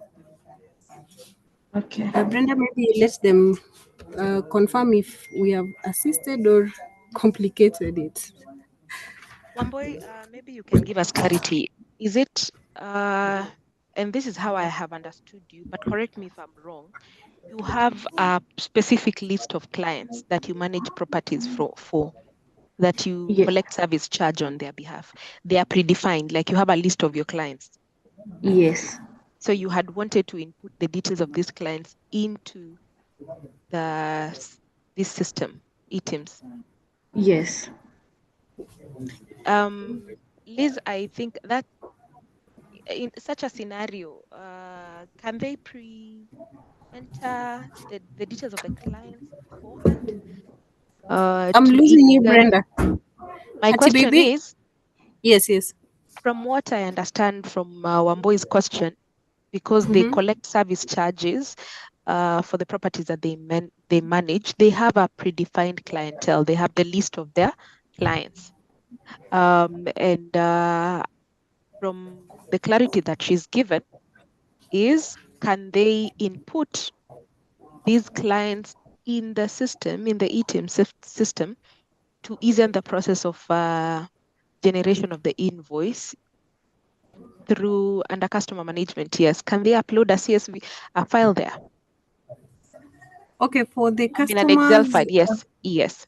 yes, I heard you clearly. So for the customer management module, currently there is no CSV file for you to upload your customers, but maybe that can be a good suggestion, and I would take it up, and I will also give a suggestion to the relevant team that we may want to have a CSV on the customer management module. But just out of curiosity, Wamboi, maybe how many customers would you have that you're sending invoices to? Like roughly, not just the ideal number. That are they like 1,000 or 10,000? They're like 200. All right. 200. So Yeah. yeah, maybe we'd have even taxpayers who might have even more. So that's a functionality that maybe we would like to give a proposal. So yes, and that's another part where we train so that we can also get feedback from you guys. So at the moment we don't have it, but it's something that we might want to consider, because I look at it for taxpayers who have many clients. So it might be not a nice to have, but a must have in the future. So I'll take up the suggestion and give it to the relevant people so that they might want to look into it. Thank you for that, Wamboi. Back to you, Brenda. All right. Thank you so much, Liz Vera. Wamboi, I hope that answers your question. Yes. All right. Thank you so much. I want to give Stella Chelangat, she's been here a long time, an opportunity to ask her question before I get to Jay Wambua. Our time is running so fast, but it's worthwhile because your questions are getting answered. Stella, how are you? Stella, now is the opportunity to actually speak. Can you hear us? Okay, sadly, I think I have done my level best to try give an opportunity to ask the question. Nonetheless, Stella, you can feel free to type it on the chat box. We cannot hear you. All right? Okay. Let me give an opportunity to Jay Wambua, who was here much earlier. Wambua? Tell us where you're listening to us from and proceed to ask your question. We can. Good afternoon, Wambua, but you're so faint. We can hardly hear you. Yeah, can you hear me now? A little better, yes. Where are you from and Yes, which question do you have? I'm in Nairobi. Yes. Just a clarification. For those who have the Teams machine, should we still go to eTIMS? Thank you for your question. Liz? So the taxpayer is inquiring if they should leave their Teams devices and go to eTIMS. And at the moment, we are saying that if you have Teams device, you are equally compliant. So there's no law at the moment mandating you to do otherwise, but you are still considered compliant even with a Teams compliant device. Brenda? Thank you. Wambua, I think that answers your question. Thank you. It's okay. You're most welcome. Thank you so much. That was Wambua from Nairobi. Now, Boaz Orumi, his hand has been up for quite some time. Boaz, I'm giving you a chance to ask your question. Boaz, now is your chance to ask your question. Okay, Boaz has gone quiet on us, but MUKTI, your hand is up, but you do not have a microphone.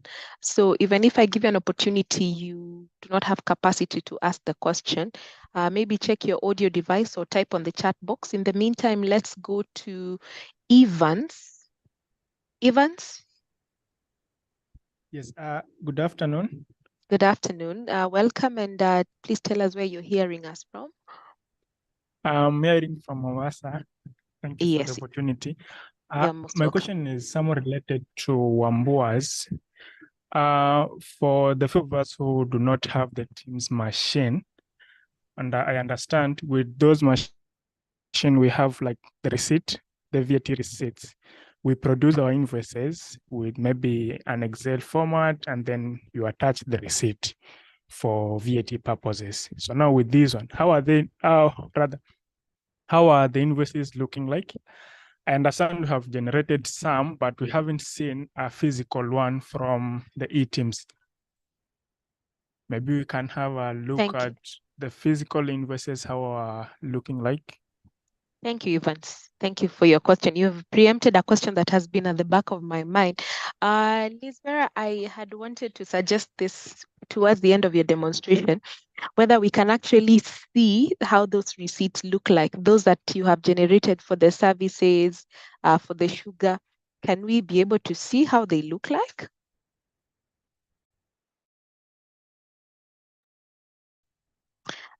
Liz Vera, I don't know whether, Sorry, yes, Brenda. I it's was okay. muted. Yeah, so I downloaded the invoices and I wanted to just display. Give me just a moment. No problem. And then maybe you can even show us where you downloaded the invoices from, for the sake of those perhaps who have never downloaded it before, or those of us who would want to learn where to download it from. Okay, Yeah, okay. I'll just show you. Just proceed. No problem. Evans, we are going to be seeing the invoices in a short while. In the meantime, I saw I don't know whether Boaz is able to unmute, but there's a question here that came a while back through our YouTube channel, that is KRA TV. And this was Rogers Sawenja. He was asking, when I want to generate an ETR receipt on sales using the Teams machine to a client with a tax exemption certificate, do I include the VAT amount? I think it's a follow-up question. Somebody with an exempt certificate, for example, the example that we had given earlier for the diplomats, do they include the VAT amount? I don't know whether you can respond to that even as you're sharing your screen. Yeah, if you have the correct item code, it will not take in the VAT amount, because the item codes are to exempt them from paying the VAT. So once you pick the correct amount, you should not be able to charge them VAT again. Okay, all right. Boaz, are you able to speak even as we are waiting for Liz Vera's screen? Boaz?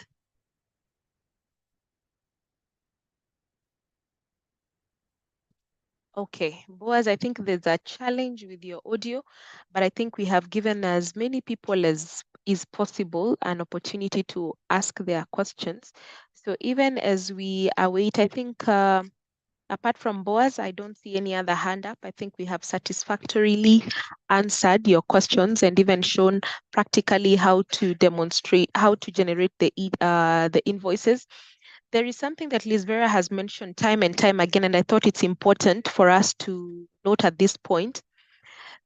And Liz Vera, you will perhaps give clarity to our taxpayers who are listening to us on the different solutions that are available, because we've talked about the online solution, and maybe some of them don't understand what is this online that we keep talking about.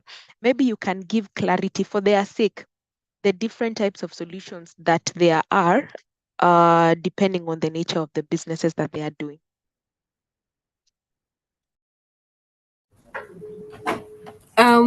Sorry, Brenda. So you asked me to clarify on the online option, or you want us to talk about all the options? Not necessarily, not really in detail, just for them to understand that there are different solutions depending on the nature of your business. Some people have heard us talk about the online option, and they are not quite sure what we are talking about. Yeah, that's a very important clarification. So for we have two solutions for it, three solutions, apologies.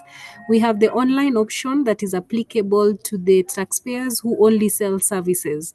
So for the online option, you're only required to log into the website or whichever web portal. Once you have our link, then you have your login credentials and you can be able to generate an invoice. For the eTIMS client option, you have several options where you can be able to download the eTIMS client for Windows and Android. And we also have an option for taxpayers who use the PDA machines.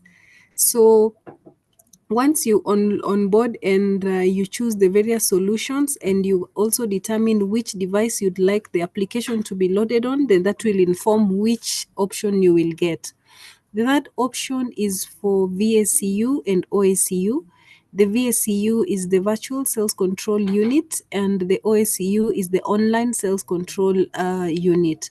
So the difference between OSCU and VSCU is that for OSCU, you have to be online for you to transmit invoices, and this is only applicable to taxpayers who have done system-to-system integration. So remember the other options, you are invoicing on our platform, but if you choose to go with OSCU and VSCU, then your trader system will be integrated with KRA's system. So currently, just an update on the same, we have also published a list of our third-party integrators, taxpayers who have been fully certified to help you do that kind of an integration, and that is also in public domain on our KRA website. So then you can be able to choose which company you want to integrate with to KRA, and then you'll be able to use that kind of an option. So there are three options, but under client you have the PDA Windows, and you also have Android, and it can also be installed either on a PDA, on a phone, or a tablet, or a laptop, or a desktop. That was just a brief summary, Brenda, as I look for where my documents are downloaded. So just take some more minutes as I show. Okay. It's okay. So we are have a second speaker, but his is very simple. Nicholas, I think I've given you an opportunity to unmute. I don't know whether we have Nicholas here. Nicholas is joining us from the Integrity Office. Has very important information to share. I don't know whether you've heard about iWhistle and Matters Integrity. Want to give him an opportunity. Nicholas?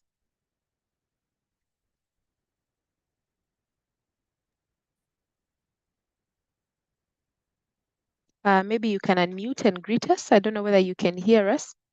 Yes, good afternoon. Can you hear me? Yes, we can hear you clearly. Karibu sana, Nicholas. Asante sana, Brenda. We Maybe you want to can give you give the me the next. rights to share my screen.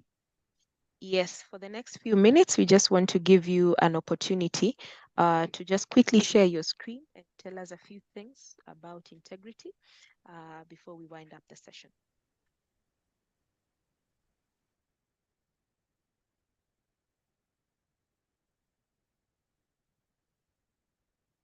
Yes, can you see my screen? Yes, we can see your screen, and we kindly ask that you summarize it for us. Thank you so much, Nicholas. Thank you. Thank you very much, Brenda, for the opportunity. My name is Nicholas Kimutai from a department called Intelligence, Strategic Operation, Investigation and Enforcement. And basically, we deal with integrity issues within the authority. The first presenters has talked about our processes, but in our processes, maybe somehow malpractices can occur. And as an authority, there are various measures we have put in place to make sure that we address this monster called corruption. So we have a department that deals with these issues to curb corruption. And also as an authority, we have automated our processes. And we encourage our taxpayers, whenever you see any kind of malpractice, please report, because we have a taxpayer charter that spells out your right and obligation. As a taxpayer, you have a right to be heard, you have a right to be served without any cost. So to help us, we have some policies that we have adapted. I don't know why my screen is not moving. Yeah, we have some policies that we have put in place to make sure that we address corruption.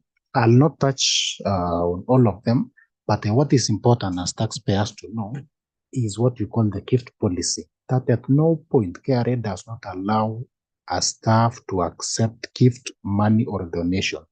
So whenever you are in such a situation, know that we don't allow any of our staff to receive any money, gift, or donation. And all of this can be achieved if we, all of us, can observe something called the national values and principles of governance as outlined in our 2010 Constitution. That is in my next screen, you can see. So the Constitution of Kenya 2010 provide 17 national values, as you can see on my screen, that we expect all of us to obey. If we can follow as taxpayers and all the staff of KRA, it will actually make us to have a better country that will promote good governance, transparency, and accountability. So to touch on just a view is the first value is patriotism, and we encourage our taxpayers to pay your tax voluntarily without being pushed, and also let us embrace the national unity, and let us uphold or respect the rule of law. And whenever we have policies, you are called upon to participate maybe in the process of making decision in either the government, maybe the national or county government. Please participate in those forums of public participation, because it will help us in laying down the good procedures that will help us in collection of revenue. Lastly, is we have the various channels of reporting corruption. Whenever you feel like labda umeitishwa ongo, or you feel like you are not served very well, we have our channels of reporting. As you can see from the screen, you can email us on that mail, or you can walk in person to our corruption reporting office at Times Tower in Nairobi, 26th floor, and report any kind of malpractice. You can also write to us, the Commissioner General, that is the postal address, or you can give us a phone call. Those are the numbers. We have a toll-free number. You can reach us. And lastly, we have what we call the iWhistle. This is a web-based anonymous reporting system. This is whereby your identity, when you report, it will not show your identity. Your identity is hidden. So whenever you don't be afraid of victimization or victimization. And in this system, the KRA will reward you if you give out an information that will lead to recovery of tax. And KRA will pay up to 5% of the tax recovered from the information given by our taxpayers, up to a maximum of 5 million. So I want to encourage all of us, let us love our country. Let us report any kind of malpractice, because if you can fight together, if you can join hands together in fighting corruption, we can have a better country. That's all, Brenda, from me. Maybe I can invite, if there is one or two questions, I'm ready to answer. Thank you so much, Nicholas. I like how he normally is very concise, straight to the point.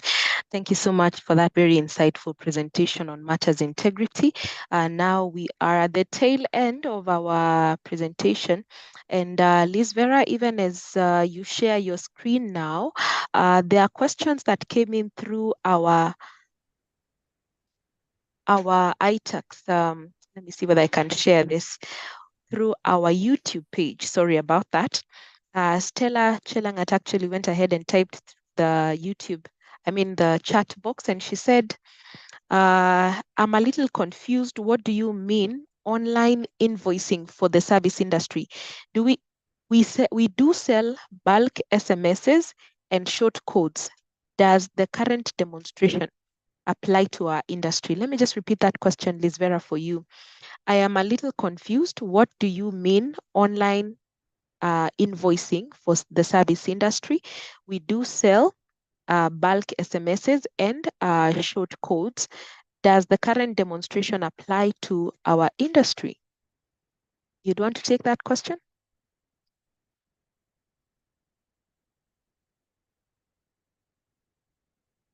Thank you so much, Liz Vera. Even as you're taking that question, remember that we have been engaging you also through our online platform. Yes, Brenda. Yes. Yeah, so the taxpayers are a little bit confused on the online option or the way they're invoicing. So we said online is okay. The distinguishing factor is what you're selling and how you're invoicing. So if you're selling services only, then you can be able to onboard the online option. So online is just where you log in on our portal, and then you're able to do invoicing. For the client ones, you have to download the software on your device so that you can be able to do invoicing. And for VSCU is that if you have a POS or a point of sale, then you can be able to integrate, of course, with the third-party integrators who will be able to help you integrate with our system. So online is for people who sell services. That's where they can be able to do their invoicing. All right. There was a second thank you. part to it. Yes, there's a second question. Stella still has a follow-up question. You said, I have a Teams ETR machine. So then do we also need to register for eTIMS, or is the Teams device enough? I think you'd responded to this, but there's no harm in repeating. All right, Brenda. So Teams devices are equally compliant, and taxpayers who have the Teams compliant devices are encouraged to still use them. Unless anything changes, we'll be able to advise as soon as any change is made. But currently, the Teams devices are compliant, and taxpayers can still be able to use them to do their invoices. There's a last question by Mukti. I think Mukti also had raised his hands, but he's typed on our YouTube page. Mukti Shah is asking, please advise if we are in the process of VAT deregistration, do we still need to take on eTIMS? He says, then the clarity is this. He says that we are in the service in the travel industry. I think he's in the travel industry. It's a service. Liz? Brenda, sorry, kindly just pardon the question. What was the exact question? Sorry, I Okay, lost you. No problem. Mukti says that they are in the process of VAT deregistration, okay? He says, please advise if we are in the process of VAT deregistration. So do we still need to take on eTIMS? And then he also says, we are in the service industry, in the travel industry. So initially, eTIMS was for VAT registered taxpayers only. So if you're in the process of removing your VAT obligation, then you didn't have to onboard eTIMS. But remember, you're also in the service industry and you're a business. And we are saying that all businesses, whether VAT or non-VAT, will be onboarding eTIMS by 1st of January.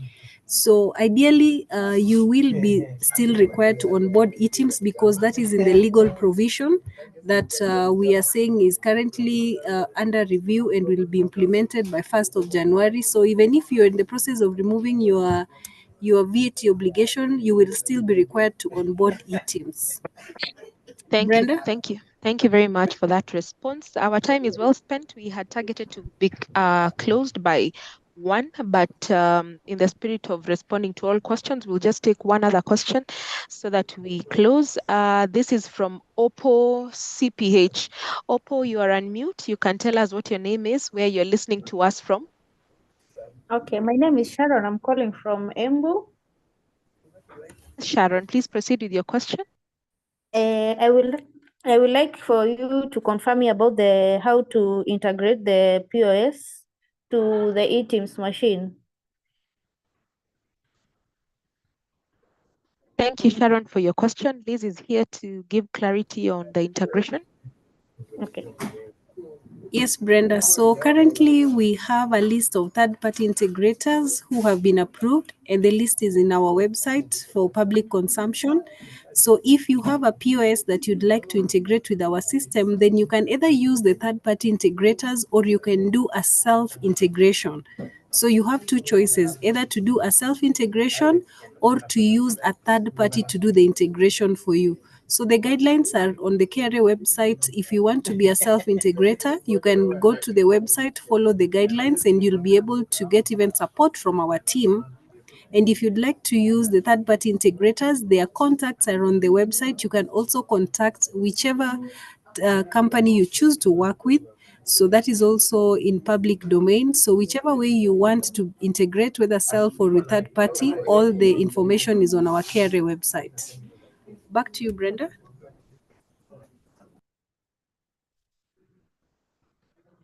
Thank you. Sorry about that. I was still on mute. Sharon from Embu, that answers your question. Okay, thank you very much. You're welcome. I was actually going through our YouTube page even as Liz was talking, just to look at the list that was shared on our portal. I was hoping to share the link right here. Wow. Okay.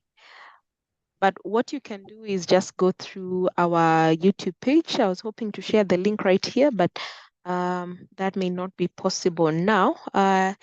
Liz Vera, I don't know whether you got access to the invoices we want to close. And sorry, Brenda, I realized that my laptop is for KRA and it has not enabled me to convert them into PDF and share. So maybe because the settings are locked, so maybe you want to explain in a way that they can understand.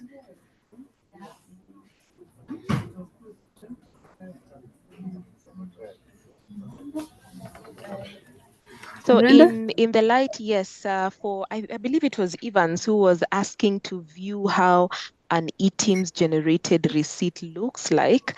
What we will do is that we will have another session. Actually, there are Still, samples. So if you check our presentation that is on the KRA website, there are sample. If just for the taxpayers' knowledge, if they just want to see samples, then they can just go to the presentation on the KRA website, and it has sample invoices for eTIMS.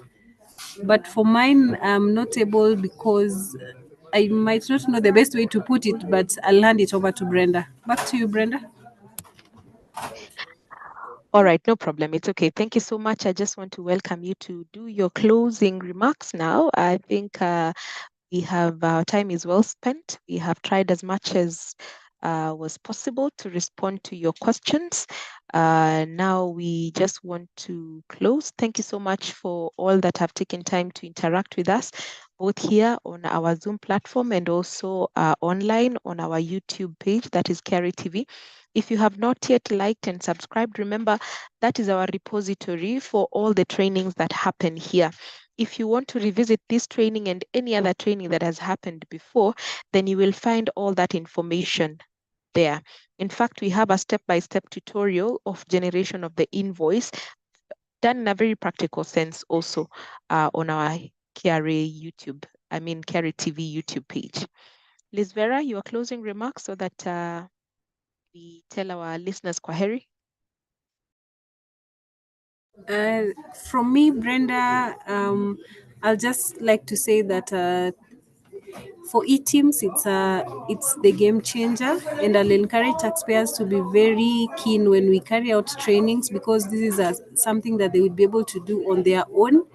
So first, I'd just like to say thank you for attending this session. You're very busy business people who take time off even to listen to our sensitization. So if you need any kind of support, you can always reach out to any KRA office near you, because all of us are well trained on this. So we look forward to even coming up with a system that will make your work easier, your invoicing easier, and just to facilitate trade from your side. Thank you, and back to you, Brenda. Thank you very much. I just want to also give our commitment here at Tax Education, bringing you up to speed with the latest tax laws and the changes, and empowering you with information as to how to go about responding, or rather tackling matters that arise. For example, now we are talking about eTIMS, like Liz Vera mentioned. Very soon enough, from 1st of January, all invoicing will be done through the eTIMS software, not only for the VAT registered taxpayer. So we'll also be having a session on that. I'm sorry we may not be able to take more questions at this time because we are already 10 minutes past time. This is tminstrument.com. I'd advise you to kindly send your questions on the chat box, and we will do our best to respond to you. Appreciation goes to our speaker today. Liz Vera is domiciled at the eTIMS project team at JKUA Towers right here in Nairobi. And remember, you can get any form of assistance on eTIMS through our KRA offices. Thank you so much. We did not have a prayer when we began, but allow me to close with a word of prayer. Then you are free to exit at your own pleasure.